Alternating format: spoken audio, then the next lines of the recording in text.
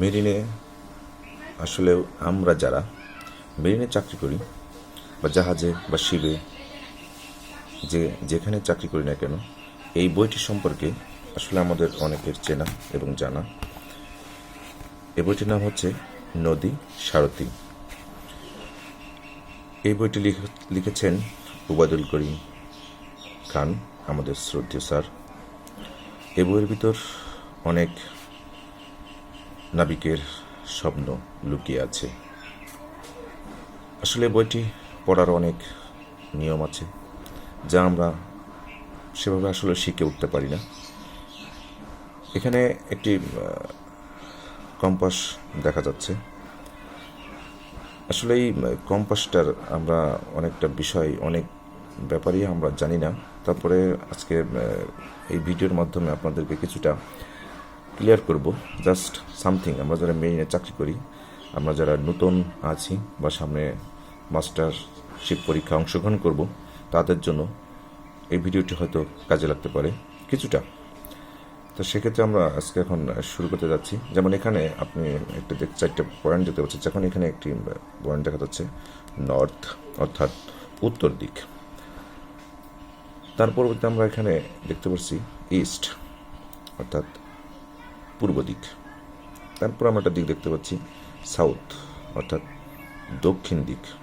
আচ্ছা, পরবর্তীতে আমরা দেখতে পাচ্ছি ওয়েস্ট, অর্থাৎ পশ্চিম দিক।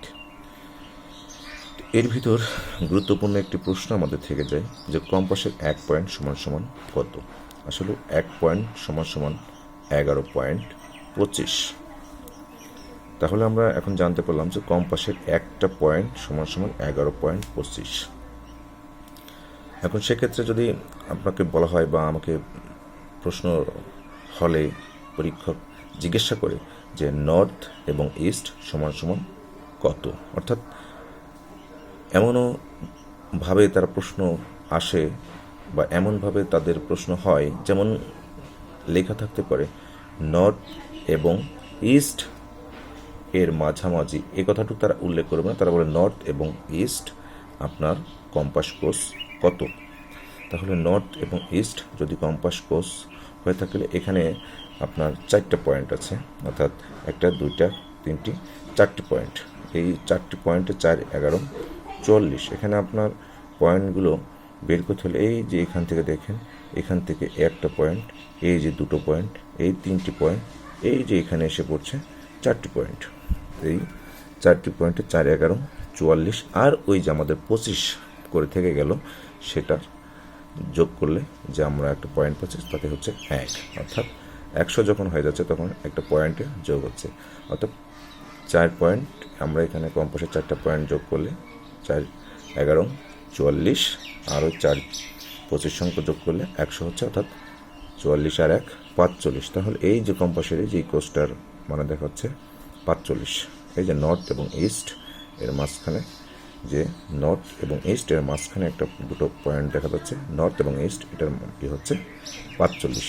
এভাবে যদি আমরা কম্পাস ডান দিকে যাই তাহলে কম্পাসে এটা বাড়ে, আর যদি আমরা বামের দিকে যাই তাহলে কম্পাস কোর্স কমে।